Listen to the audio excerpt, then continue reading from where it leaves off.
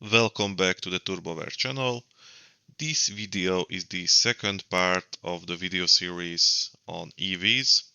In the first video, I have briefly explained the history of EVs from the beginnings all the way to present times.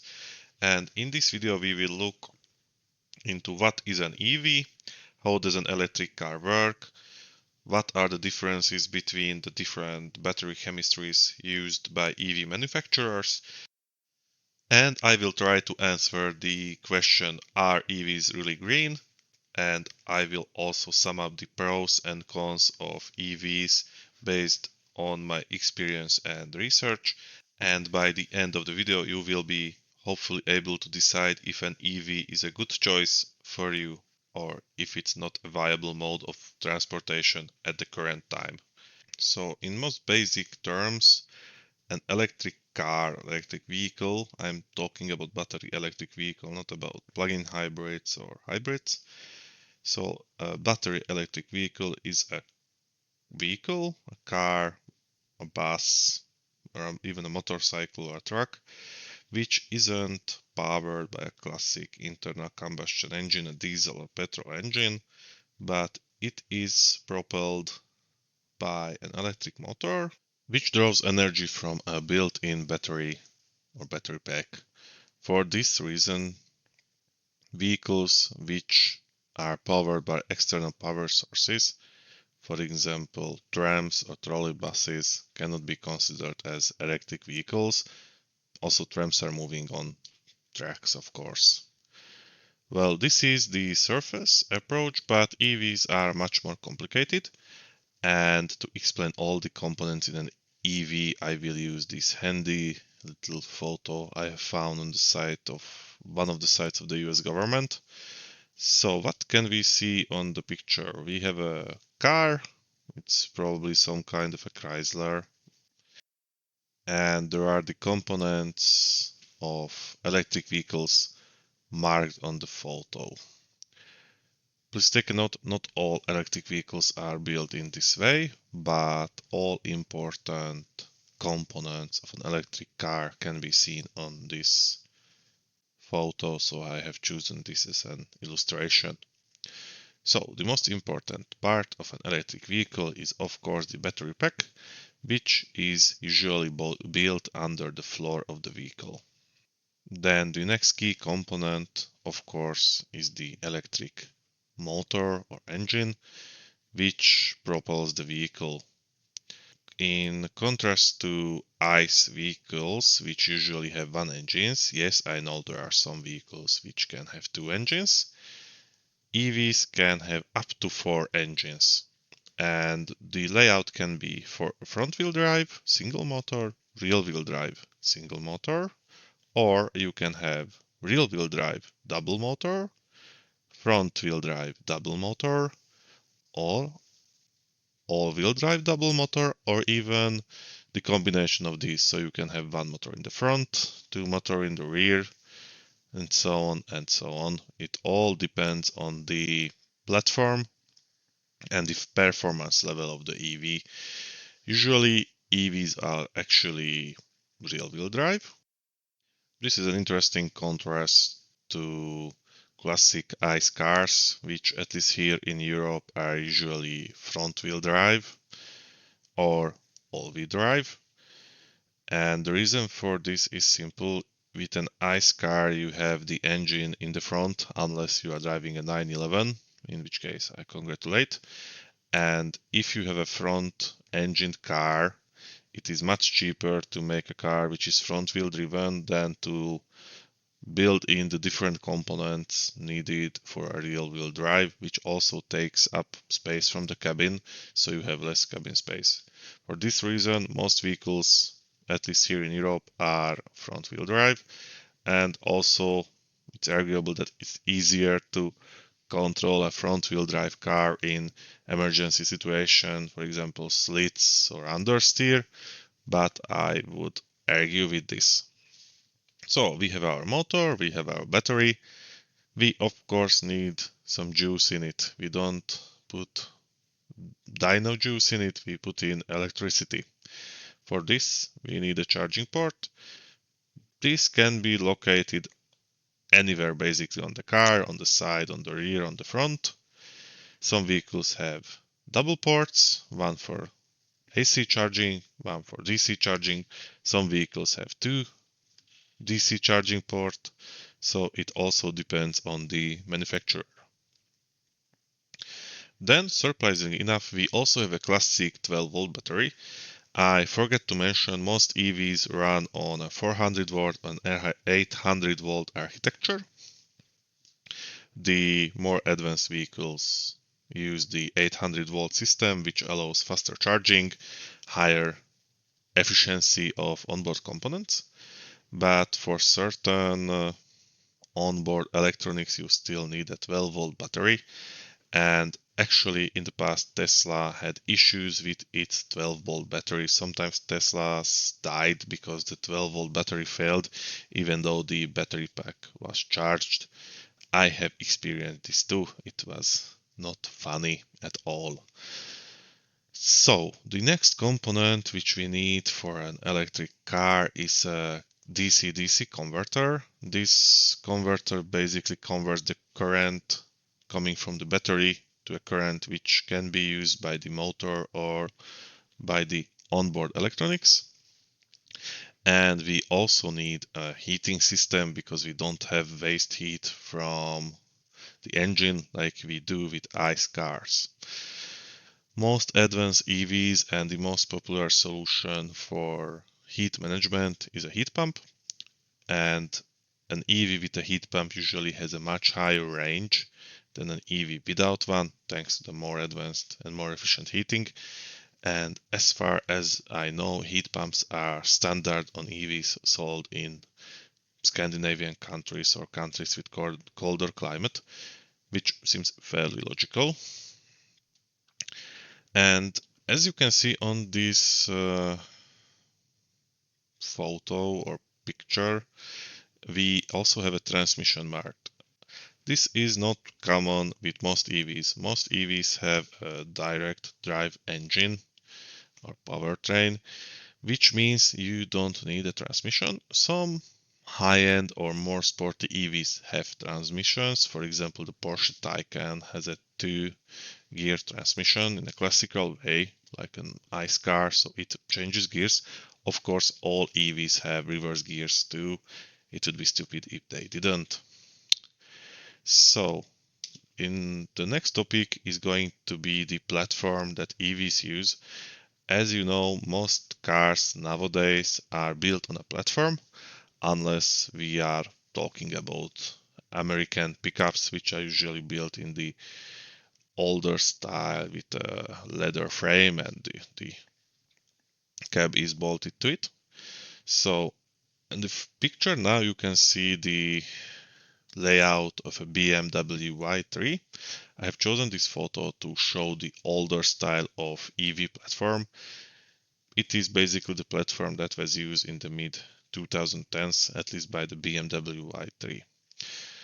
The modern EVs are built on a platform similar to this. It's called a skateboard. I think it's obvious why, but basically the battery pack is a structural element and is the bottom of the skateboard, and the additional components are bolted to this: the engines, the different control units, the heat exchangers, and so on and so on. And this gives manufacturers a great way to use a platform for multiple vehicles because you can stretch it easily. You add a larger battery, you can configure it with rear-wheel drive, front-wheel drive, more power, less power. It depends on what you need. This platform, for example, the PPE or Premium Platform Electric, is a platform developed by the VW Group for its high-end electric vehicles, and the new Audi Q5 or the new Porsche Macan is using this.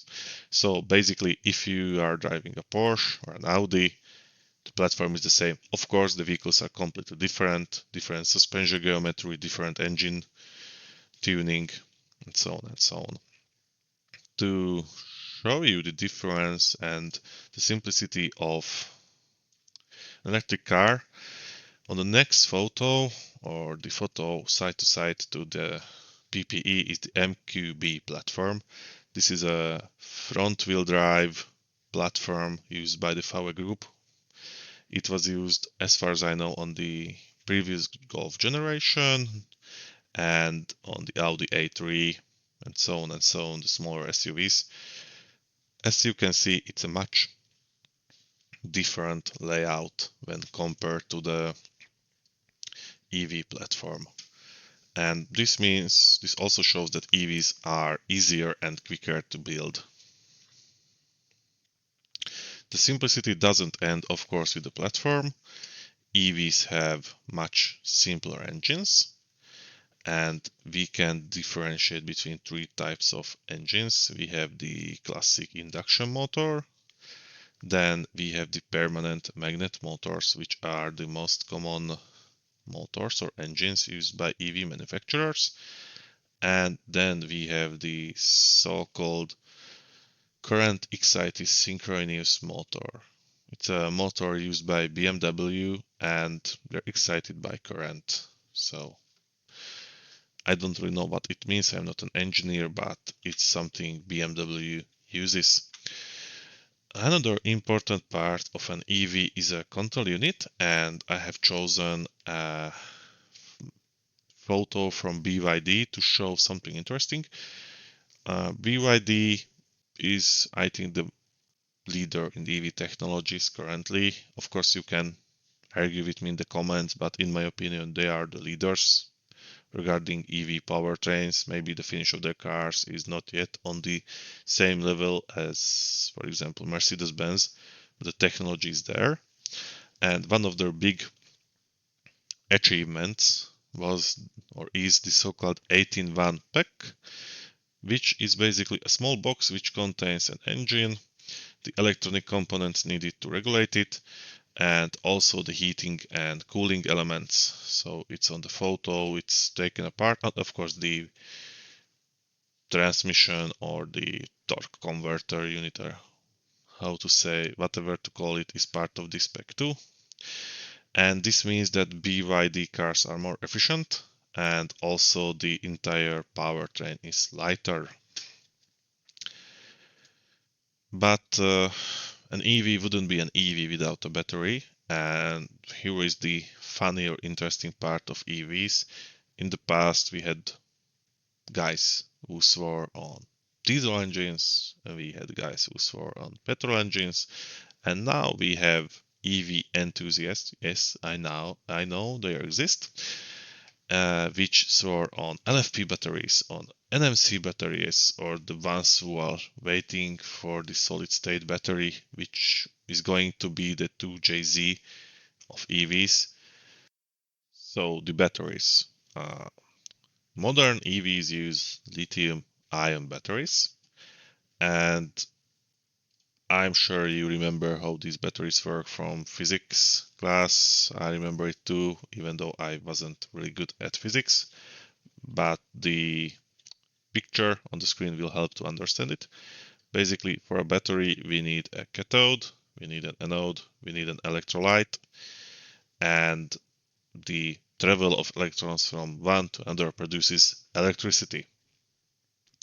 As you can see on the picture on the left, we have the classic lithium-ion battery. We have the cathode, anode, we have the separator, and we have the electrolyte. The solid-state battery is going to be the same, except the electrolyte will be solid, and I will talk about it a bit later why it's important. The different EV manufacturers use different types of batteries. We have three main types, and the difference between these is the chemistry of the battery, basically the components which make the anode, the cathode, and the electrolyte. The best battery chemistry, in my opinion, and I hope you won't think I'm paid by BYD or something, but also the leader in this technology, in my opinion, is BYD, is the so-called LFP battery, or lithium phosphate batteries. What you need to know about these batteries? These are relatively new to the market. They are not as old as the classic NMC battery. You can see their soft stats on the screen like energy density, cycle life, relative cost per kilowatt hour. The kilowatt hour cost is basically the price you need to pay to get 1 kilowatt hour of this battery. So in this case it's $81. So if you need 10 kilowatt hours, you need to pay $810. If you need 100 kilowatt hours, you pay $8,000. Why are LFP batteries really good? They have a really long service life, 3,000 to 6,000 cycles, which is a lot. If you calculated that your EV can drive, let's say, 300 kilometers, then 6,000 cycles would be 1,800,000 kilometers. The chassis of your car won't last this long. I'm pretty sure about it. Another good part of LFP batteries is that the price of the battery is low. Also, LFP batteries can be charged to 100%. I forgot to mention, for most batteries, as you all probably know from your smartphone, it's not good if you charge it to 100%. The life of the power of the battery would decrease, and also the battery will degrade. Degrading means that it can hold less charge. Of course, LFP batteries degrade too, and as far as I am aware, an automotive battery pack is considered usable if it holds 70% of its original capacity. Every battery degrades at different rates, and the degradation is quicker at the beginning of the life cycle of the battery, then it levels out. But LFP batteries can be charged to 100% without more degradation than if they would be charged to 80%. And as mentioned before, they have a longer service life. Plus, they are much more sustainable because you don't need cobalt for them. Probably the best battery pack or LFP battery pack is the one you see on your screen, is the so-called Blade battery from BYD. As you can see, it's called Blade battery because the battery packs are put into the battery like the blades of a sword. Basically, every battery pack contains smaller batteries and they create the large pack. This is how automotive companies can sell you vehicles with different battery capacity. They have a big tray and sometimes they are missing battery packs, or sometimes they are only software logged. Actually, there are cases of this too. I think Tesla was doing this in the past, and I think the Volkswagen Group does it. It's really stupid to not give the customer everything, but I think the most popular thing is just to leave the tray empty. So a few words about the Blade battery. This is a technology developed by BYD. It's a really safe battery pack. It provides big structural rigidity, and it's nearly impossible to get thermal runaway. I will talk about thermal runaway a bit later. The negative side of this Blade battery is that it is an integral component of the vehicle. So if you need to change the battery pack, it's a bit more complicated. And now we need also to talk about the negatives of LFP batteries. You see the energy density on the screen. I think I don't need to explain it, but just in case, energy density means how much power can 1 kilogram the battery pack hold. So if you have a 10 kilowatt hour battery and I can hold 100 watts per kilogram, I need a 100 kilo battery for it. And the math is the same, so the energy density is calculated like this for every battery pack. So another negative side of LFP batteries is the lower charging rate. They cannot be charged as quickly as NMC batteries, and they are more sensitive to temperature. In lower temperature, they tend to lose more charge, and also they charge even slower. So this was the LFP battery, probably the best solution currently on the market. thanks to its safety and cycle life. But if you need something which can hold more juice and you are not concerned with cycle life, or you can manage the heat in the battery really well and build a really strong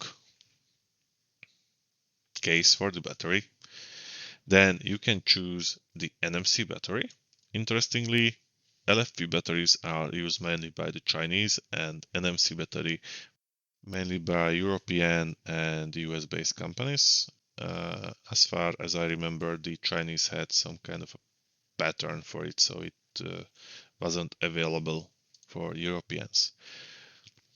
But the NMC battery is not a bad choice either. Many mainstream EVs use it. The stats again can be seen on the screen. What is good about the NMC battery? It has a much higher energy density compared to LFP batteries. This means that if you have the same amount of energy you need to store, you need a smaller battery. Smaller battery means smaller battery pack, which means smaller weight. Smaller weight means larger range. It's simple. So an NMC battery equipped vehicle can theoretically travel further with the same battery. Also, the NMC battery pack can be charged much faster compared to LFP batteries, and their performance is also much more stable. Now the negatives.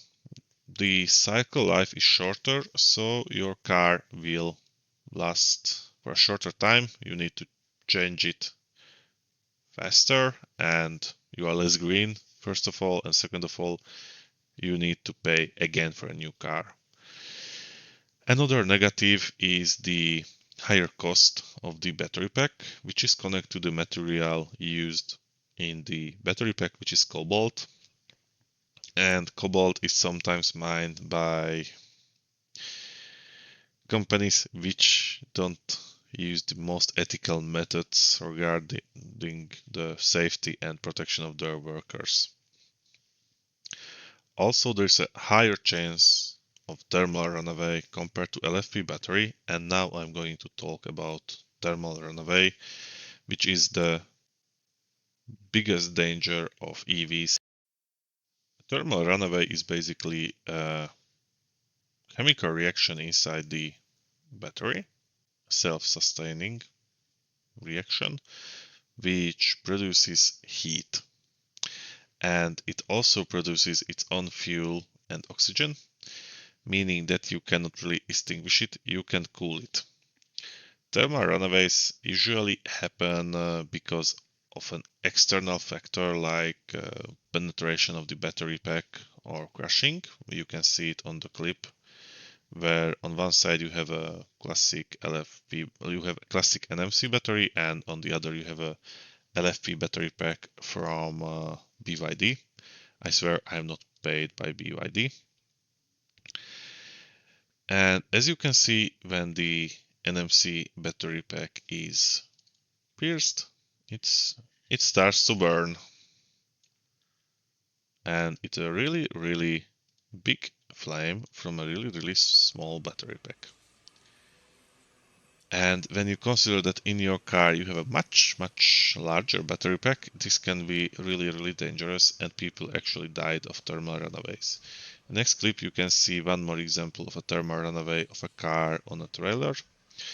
And when this happens, there are a few things you can do. First of all, you can cover it with a blanket. This is the most common method used currently. Or you can put the vehicle into the big container filled with water. This is another method to cool down the battery. Or alternatively, you can use a device called a spear, which is on the next picture. And with this, you penetrate basically the battery pack and you get water into the battery pack, trying to cool it down. The problem with all this is that thermal runaways can happen really quickly. And with NMC batteries, the chance of this thermal runaway is much higher. I don't know the exact chemistry behind this, you can look it up, but this is a big downside of NMC batteries. So now back to the battery packs. The last mainstream technology used regarding lithium-ion batteries is the NCA technology. This is used mainly by Tesla and premium EVs. The stats of this battery technology are on the screen. Why are these batteries good? First of all, they have the highest energy density. They have twice the energy density nearly when compared to LFP batteries. They also need much less cobalt than NMC batteries, and they have a good power delivery. Power delivery means how much energy can you take out from the battery at a given moment, and NCA batteries are the best in this. This is the reason they are used in high performance electric vehicles too, but also they are mainly used by Tesla. What's the negative of these batteries? Well, first of all, higher cost, especially compared to LFP batteries, shorter life cycle, again, especially compared to LFP batteries, limited supply. There are only a few companies producing these types of batteries, and also the much more complex thermal management. You always need to keep your battery cooled. It cannot reach above a certain temperature, and NCA batteries, because they are relatively energy dense and they can put out a lot of juice at a given time, they need much more heating. And now let's talk about the holy grail of battery development, the 2JZ of EV guys, the solid state battery, which is always 5 years away.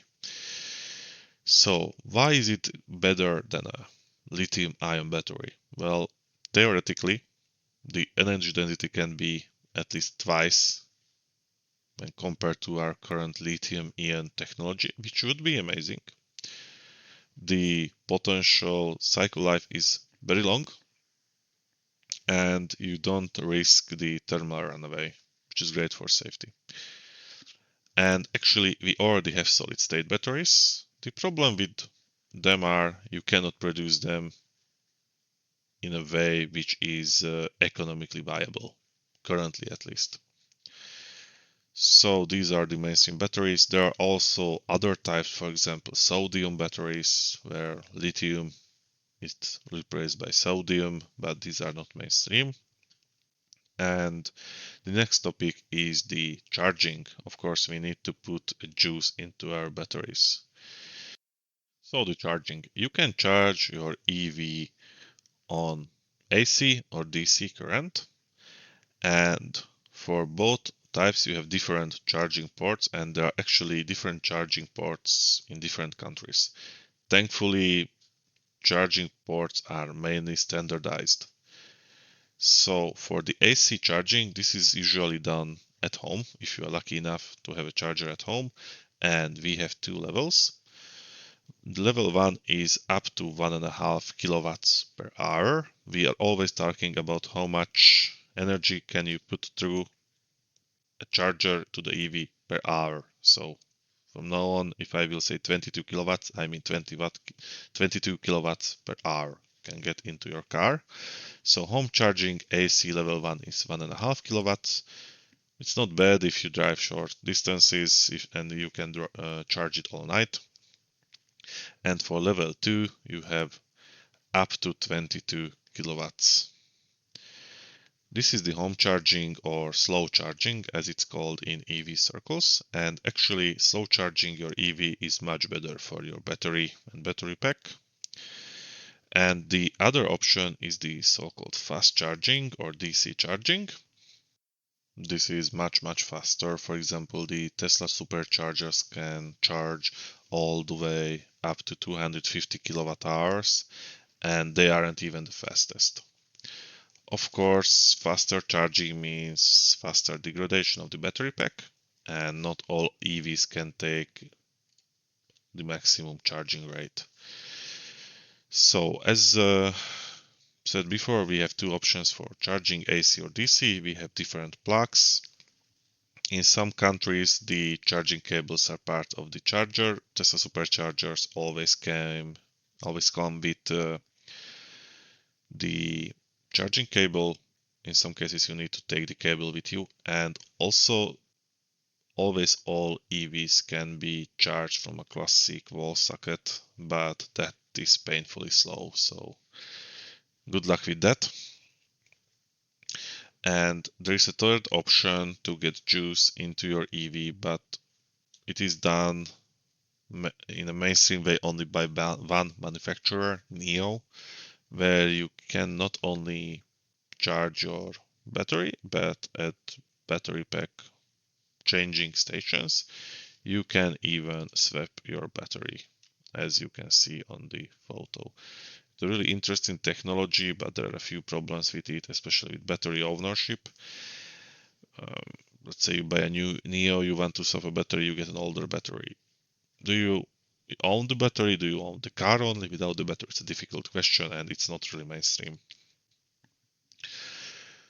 But basically, this is how an EV works. And now I want to talk about a few more interesting topics. First of all, how clean are we really?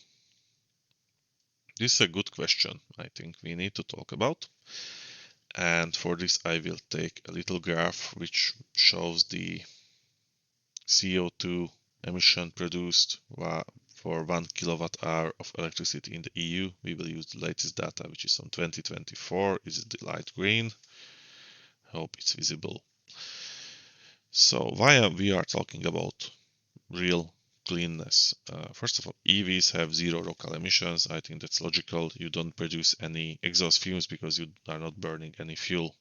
But for the electricity to come from somewhere, you need to usually burn something.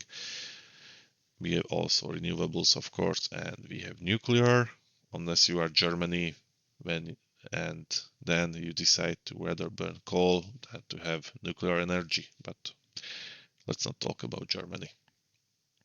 So let's say you live in Sweden and you are in a case where we are talking about someone who doesn't use solar panels to charge his EV. If you have solar panels at home and you can charge at home, then you are really clean, and in this case you are the perfect user for an EV.